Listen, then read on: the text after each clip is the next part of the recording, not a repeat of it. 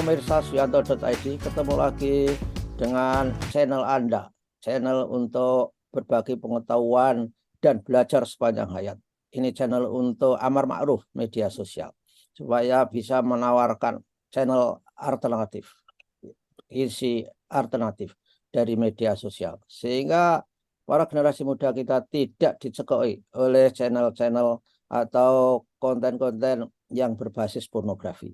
Nah, andai kata YouTube ini, video ini sampai ke gadget Anda, ini adalah berkat sentuhan kreatif dari editor channel kita, Mas Heri Teguh Wiono. Beliau adalah guru SMP Negeri 2 Karanganyar, Kabupaten Ngawi di Jawa Timur. Nah, kali ini saudara, kita akan membicarakan mengenai marketplace untuk rekrutmen guru. Ini luar biasa. Ini akan dibahas secara filosofis dan juga secara konsep yang mendasar, sehingga skema-skema seperti itu bisa dilakukan dengan lebih baik kalau mungkin, kalau bisa dilakukan. Nah, saudara, jangan lupa klik subscribe jika Anda memandang bahwa channel ini adalah bermanfaat untuk Anda semua. Nah, kita sapa dulu narasumber kita. Narasumber kita adalah Profesor Dr. Hamid Hasan. Jadi lengkapnya Profesor Dr. Said Hamid Hasan. Tapi saya jarang memanggil Profesor Said. Jadi terkenalnya di dunia beliau adalah Profesor Hamid. Jadi saudara bisa klik di Google untuk mencari nama beliau adalah Profesor Said Hamid Hasan. Beliau adalah guru besar dari Universitas Pendidikan Indonesia. Kita sapa dulu. Assalamualaikum warahmatullahi wabarakatuh, Prof. Hamid. Waalaikumsalam warahmatullahi wabarakatuh, Prof. Suyanto dan juga para penggemar Suyanto.id. Ya, mudah-mudahan pertemuan kita selalu bermanfaat. Amin. Dan ini Dan saya sudah Prof. Yanto, saya sudah per April itu sudah sepenuhnya bebas.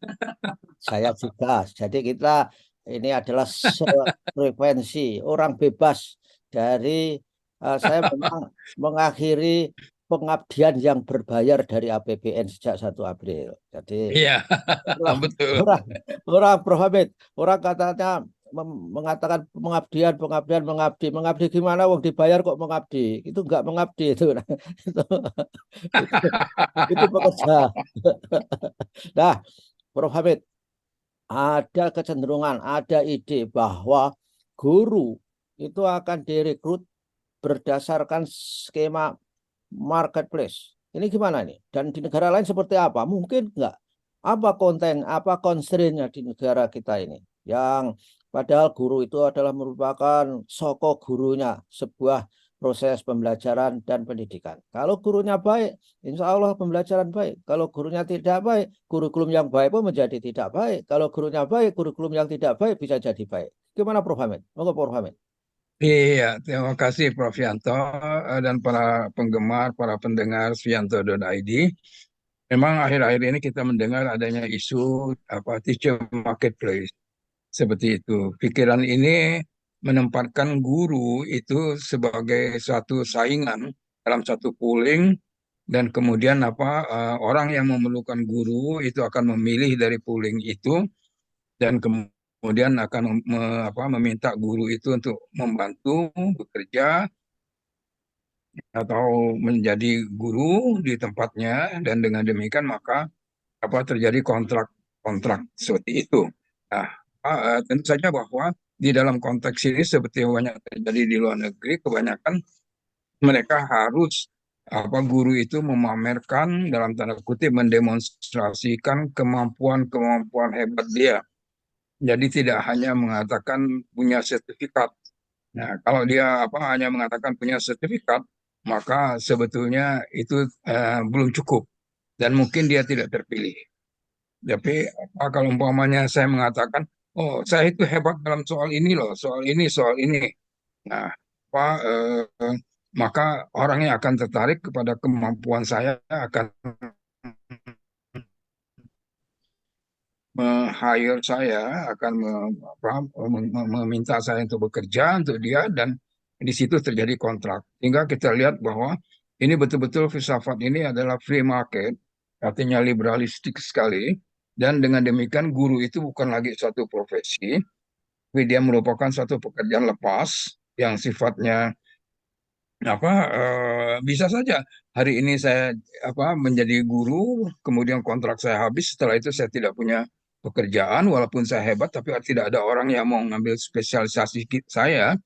Nah, tetapi keunggulan dari program ini adalah pihak pemakai itu bisa memilih berdasarkan keunggulan yang dimiliki oleh seorang guru, ya, seorang yang akan ini. Nah, bisa juga dengan cara ini guru itu tidak hanya dipilih oleh lembaga, katakan satuan pendidikan atau yayasan, tetapi bisa saja dipilih umpamanya, oke, Pak Yanto dan saya memerlukan apa gitu kan, oke, ini ada guru yang seperti itu dan saya yang mengontrak itu semacam bimbingan saja seperti tutorial semacam begitu, ya.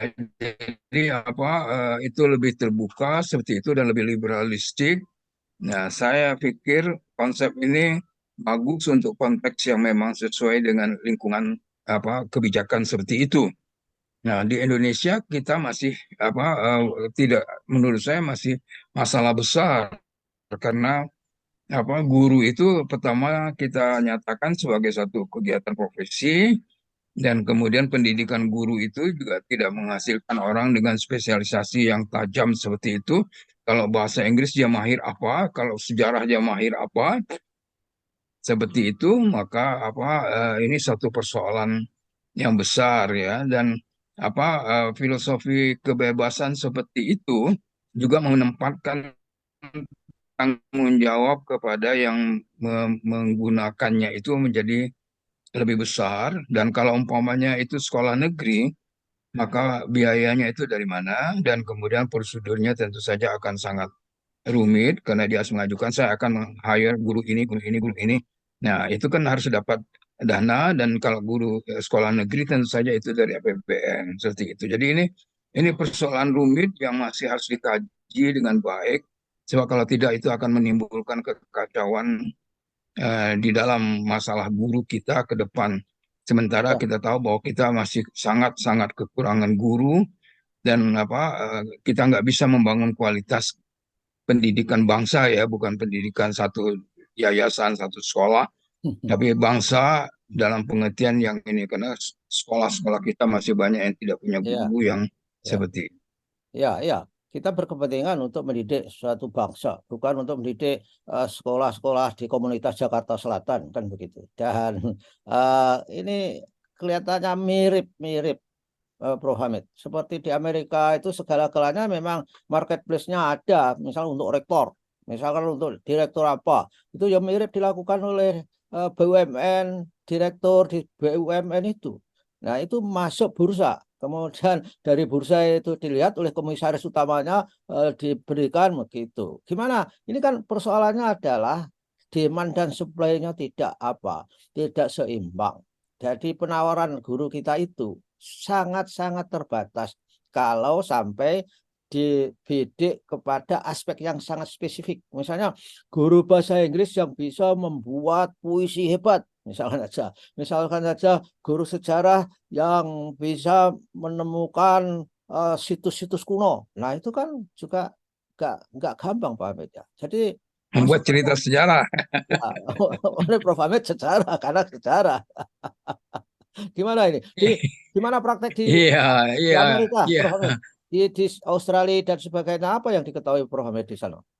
Iya, di Amerika dan di Australia yang kita lihat, yang kita baca gitu kan, memang mereka menggunakan sistem itu juga, ya. Ya, enggak, tapi Ya, tetapi kebanyakan yang saya lihat itu, jadi secara nasional ada sistem yang berlaku secara, katakanlah, yang biasa sudah dilakukan. Nah, tetapi juga untuk tutorial tertentu, nah ini ada yang dinamakan dengan marketplace itu. Jadi tidak seluruh sistem seperti itu, Pak Yanto. ya, ya, Saya tidak tahu juga ini apakah pengaruh dari sistem yang berlaku untuk jabatan-jabatan di struktural, kan juga terbuka ditawarkan. ya, ya, ya, ya, ya, gampangannya begitu. Kan melalui lelang-lelang dan bidding jabatan itu, sehingga orang menawar, sehingga orang masuk apply melamar dengan portofolionya masing-masing. Saya kira kalau untuk guru tidak segampang itu, karena guru itu seperti Ya, dikatakan Prof. Hamid tadi, pendidikannya itu tidak terlalu spesifik. Misalkan ibaratnya orang belajar biologi misalkan, nggak bisa misalkan saja mencari guru biologi yang ahli, misalkan saja ahli serangga yang khusus apa kaki kecoa yang kiri misalkan saja. Nggak bisa. tidak seperti itu betul Pak Yanto. Jadi apa? Perlu dipikirkan ulang gitu ya, perlu dikaji lagi, perlu lagi kita melihat aturan bahwa guru itu sebuah pekerjaan profesional. Artinya kalau profesional dia ada jenjang-jenjang jabatan.